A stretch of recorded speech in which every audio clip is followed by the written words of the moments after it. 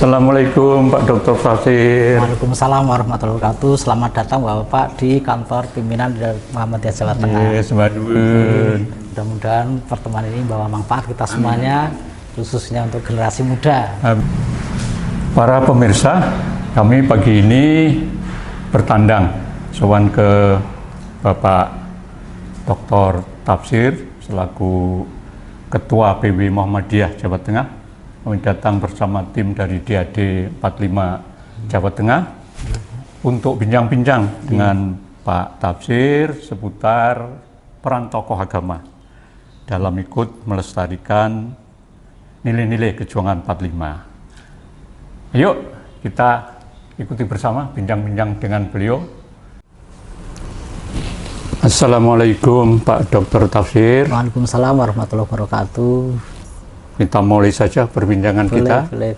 Sebenarnya saya mengucapkan terima kasih Sama-sama. mewakili 45 Provinsi Jawa Tengah untuk bincang-bincang kita ini dalam rangka memperingati hari jadi yang ke-63 DHN 45 yang dulu angkatan 45. Ini pembicaraan kita akan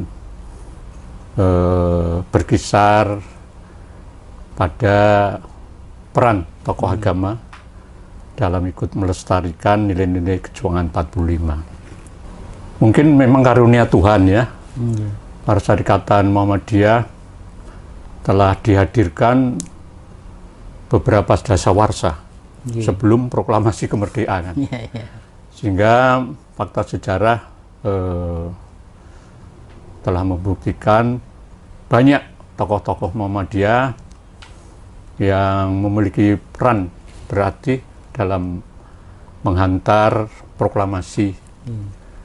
Dalam hal ini Pak Dr. Tafsir, bagaimana Bapak meneruskan nilai-nilai kejuangan beliau dalam memimpin Muhammadiyah di Jawa Tengah ini agar nilai-nilai ini tetap bisa dilestarikan oleh anggota perserikatan di Jawa Tengah ini?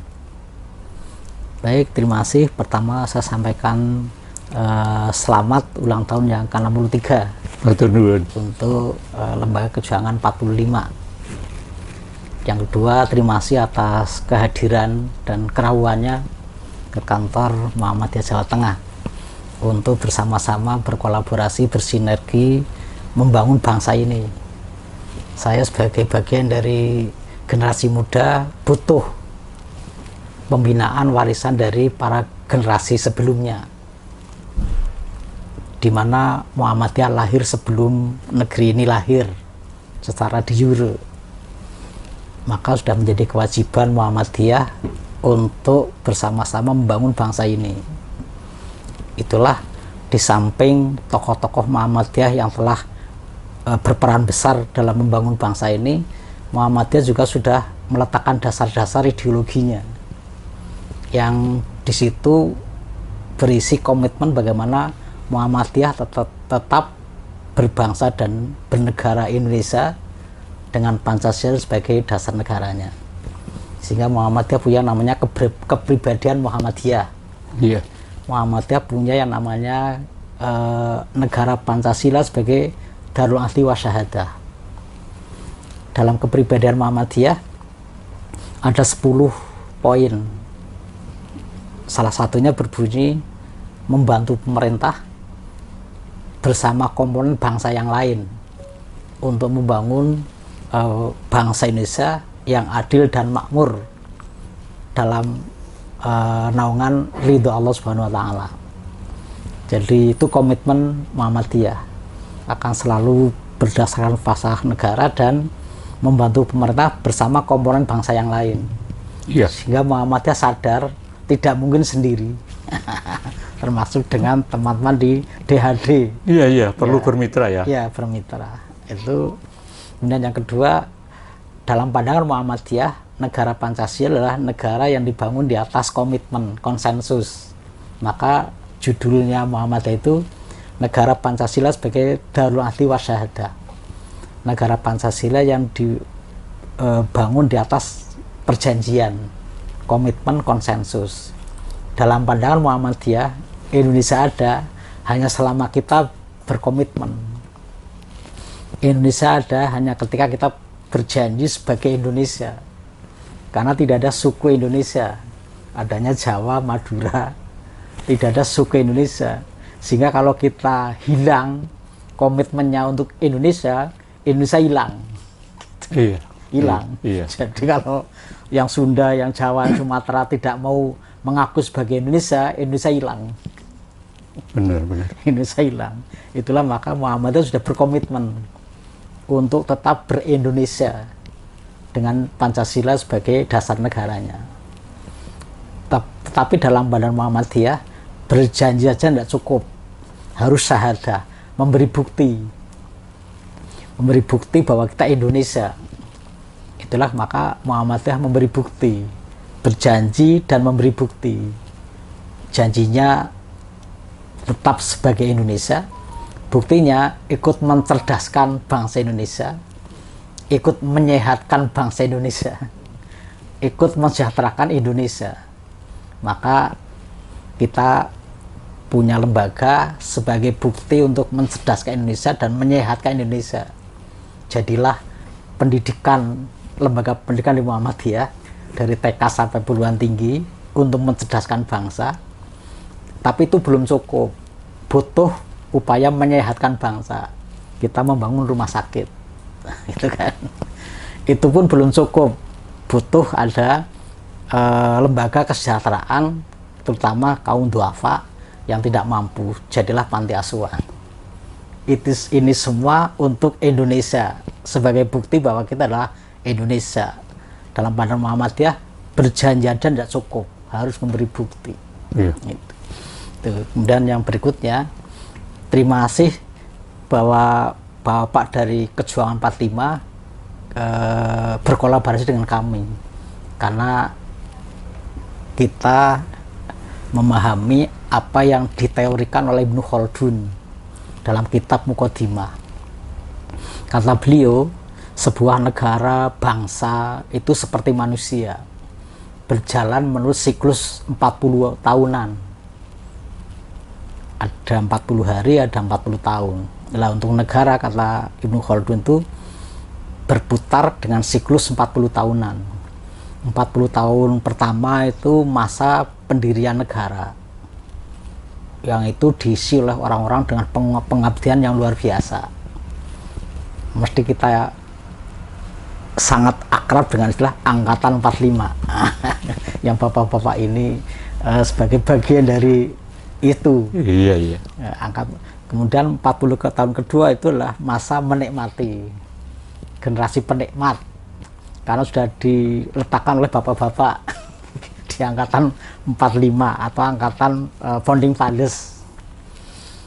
Kemudian angkatan 40 tahun ketiga, lah ini yang bahaya, generasi perusak katanya. Kalau generasi pertama gagal membina generasi kedua, generasi kedua gagal membina generasi ketiga. Itulah maka apa yang Bapak perjuangkan perlu wajib diwariskan ke kami sebagai anak-anak dari bapak-bapak generasi sebelumnya. Sebab kalau tidak, kami kehilangan arah, kehilangan obor.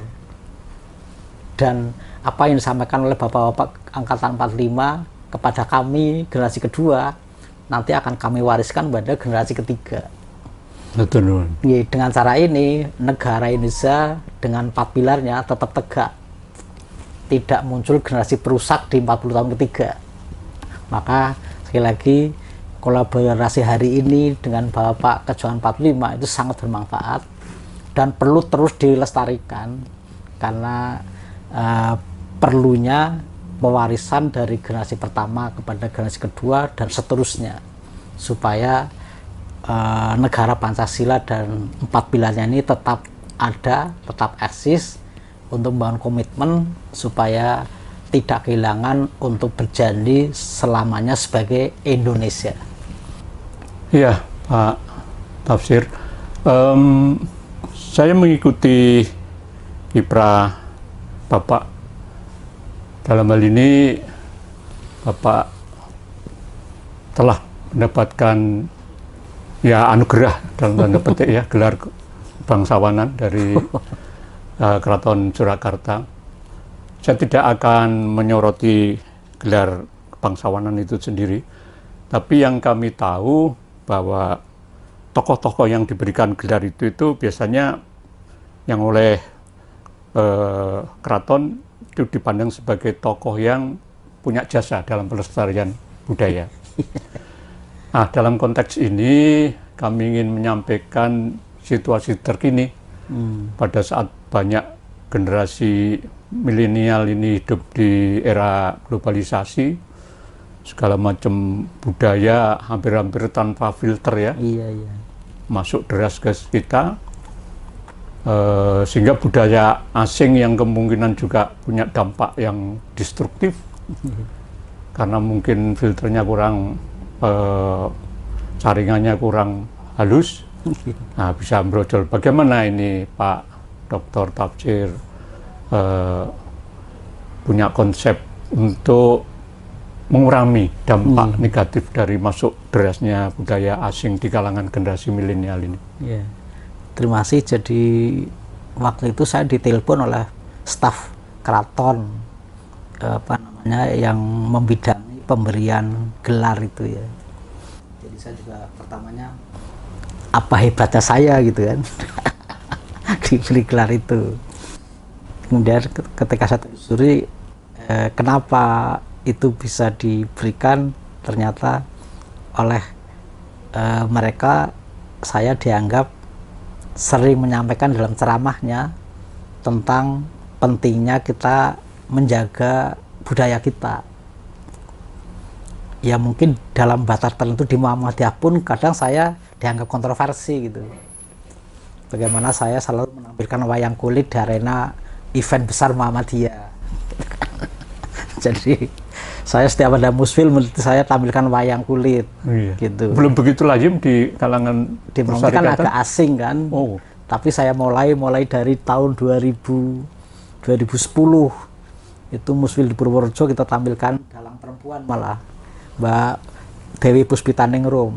Waktu itu beliau masih mahasiswi jurusan bahasa Jawa di Universitas Muhammadiyah Purworejo.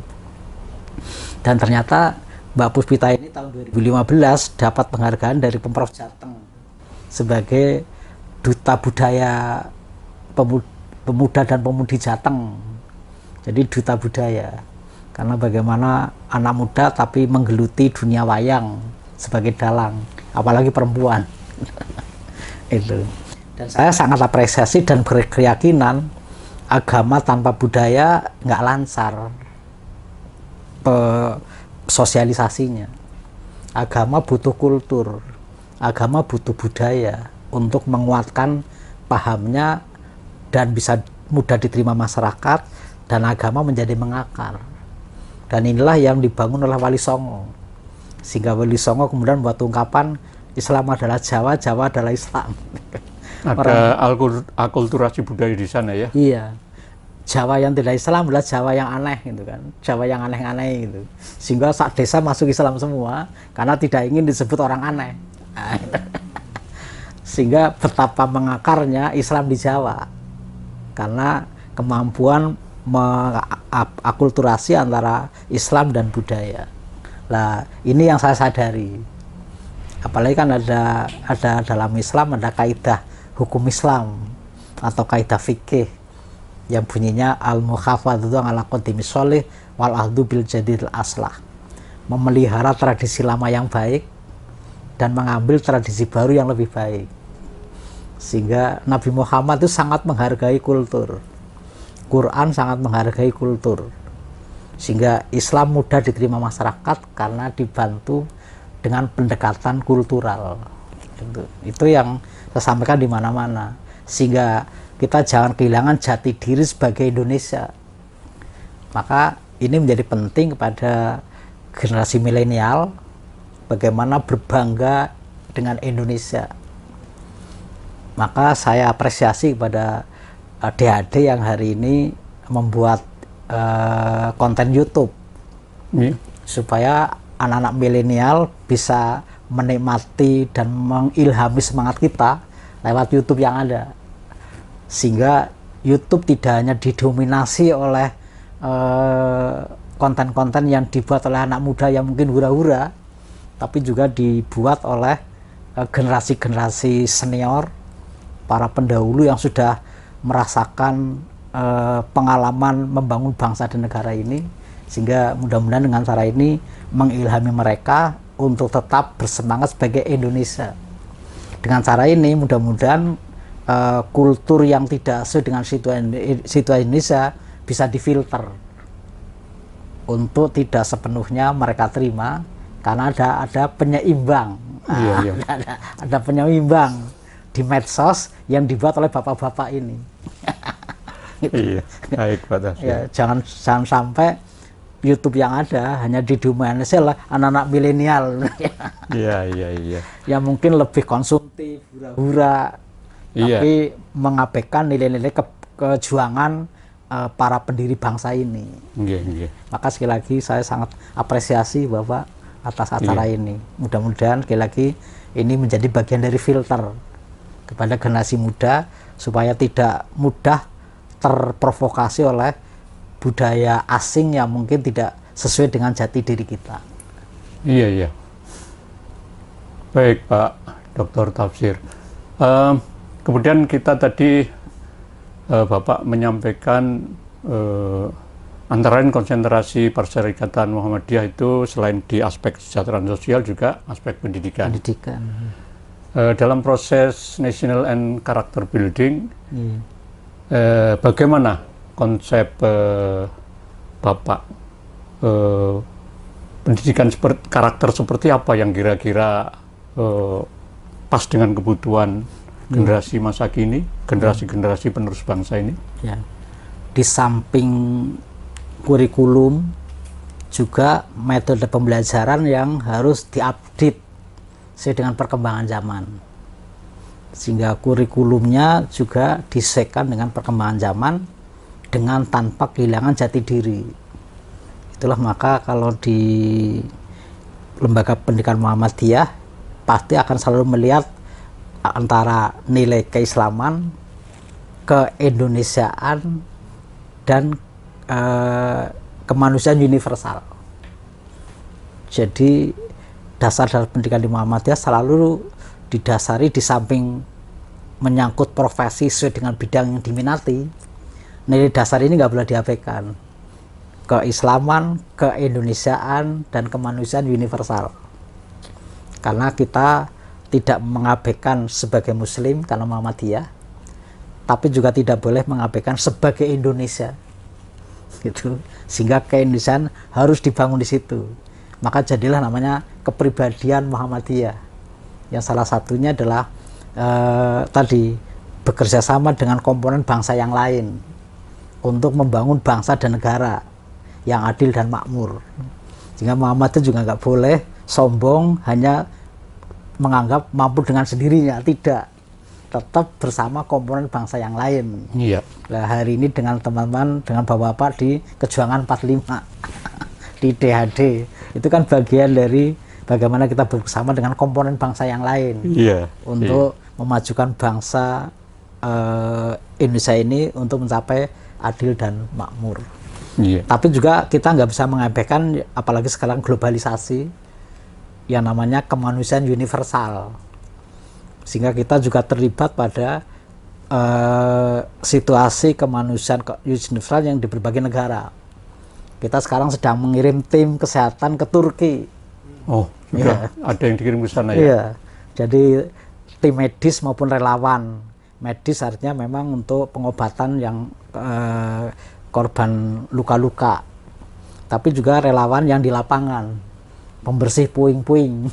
Iya. Itu kita udah ngirim ke Turki. Baik, Pak. Dan kita juga ngirim ke Filipina. Jadi kita ngirim kemanusiaan universal itu tidak pernah melihat background agama. Filipina Katolik, tetap kita ngirim relawan ke sana. Turki Muslim, kita kirim ke sana. Karena kita nggak bisa mengabaikan aspek kemanusiaan universal. Baik. Iya. Pertanyaan terakhir nih, Pak Dr. Tafsir, masalah bonus demografi. Oh, iya. Kita ketahui bonus demografi ini diperkirakan akan berpuncak nanti 2035, di mana pada saat itu generasi berusia produktif itu sudah banyak yang menduduki puncak-puncak karier pengabdiannya. Tapi itu dengan syarat, kalau kita mempersiapkannya itu memberikan bekal terhadap mereka itu hal-hal yang kualitatif, positif. Ini tentu nggak gampang. Nah, dalam hal ini bagaimana Bapak sudah mempersiapkan konsep atau metode tertentu untuk menghantar generasi yang sekarang ini memanfaatkan demografi, bonus demografi, sehingga mereka memberikan manfaat, bukan sebaliknya memberikan beban pada generasi-generasi yang akan datang. Baik, terima kasih. Sehingga kita menyiapkan generasi yang akan datang, pertama bangun akidah dan akhlak yang kuat. Yang kedua, bangun profesionalitas. Kemudian yang ketiga, ketangguhan milenial di tengah kompetisi yang sangat ketat. Dan yang keempat, suka tidak suka, kita harus menyiapkan pada mereka lapangan kerja. Itulah maka Muhammadiyah sekarang mulai berpikir gerakan industrialisasi. Industrialisasi? Iya. Karena Muhammadiyah sudah sekolah sudah kita anggap cukup jumlah yang ada. Tinggal meningkatkan kualitasnya. Rumah sakit kita sudah terbanyak di Indonesia untuk Muhammadiyah. Sudah punya 50, sebentar lagi 52. Jadi satu kabupaten ada yang rumah sakit Muhammadiyahnya sampai 4 dan 5. 52 itu untuk lingkup Jawa Tengah? Jawa Tengah saja. 52 dari 120 seluruh Indonesia. 120, 52 di Jawa Tengah. Jateng. Iya.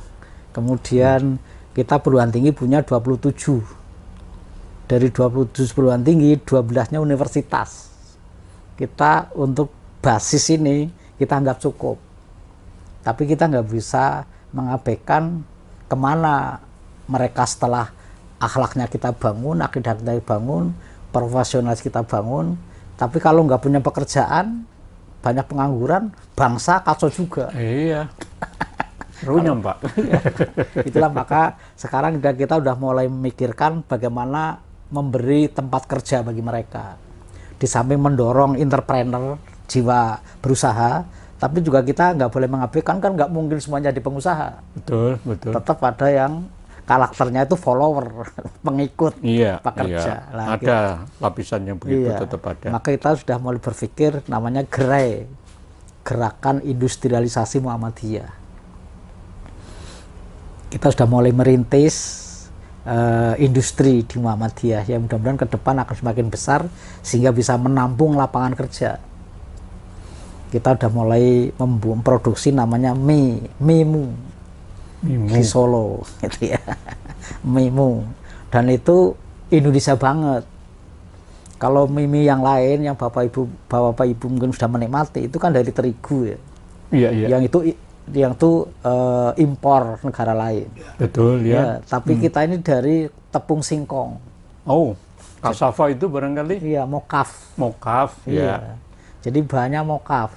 Cita rasa gandum ya. Iya, jadi biar memberdayakan Indonesia, kedaulatan di bidang pangan.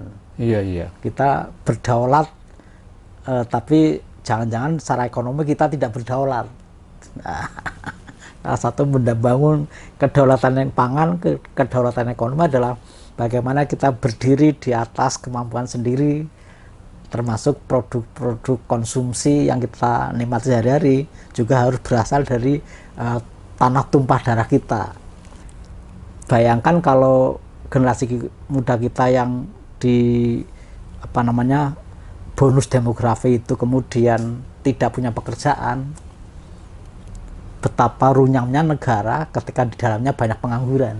Iya, jadi beban. Kriminalitasnya besar, ketapaknya. Komitmen berbangsa juga hilang karena kecewa dengan negara yang tidak bisa menyiapkan lapangan kerja. Betul.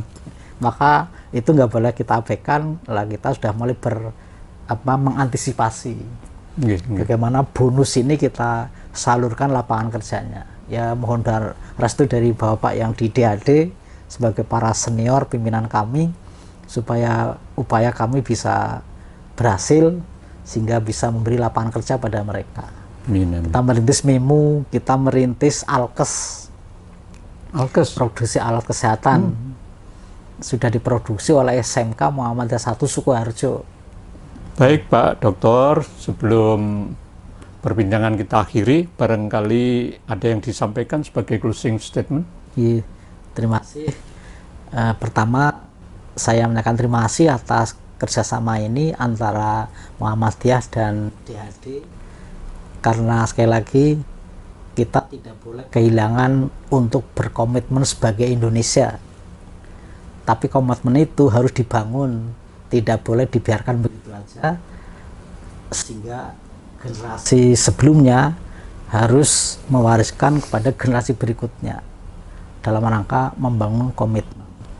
Maka sekali lagi generasi 45, angkat 45 harus mewariskan semangatnya kepada generasi kedua. Generasi kedua mewariskan semangatnya kepada generasi ketiga. Begitu seterusnya, tidak boleh lelah. Dan dengan cara ini insya Allah NKRI dengan 4 pilarnya akan tetap eksis. Negara ini akan tetap eksis untuk membangun kesejahteraan kita semuanya. Terima kasih. Wassalamualaikum warahmatullahi wabarakatuh. Waalaikumsalam. Kami juga terima kasih. Dengan closing statement tadi, berakhirlah perbincangan kita. Mudah-mudahan apa yang disampaikan oleh Pak Dr. Tafsir itu bermanfaat untuk kemaslahatan umat. Amin, amin, amin. Sekali lagi terima kasih. Sama-sama Bapak.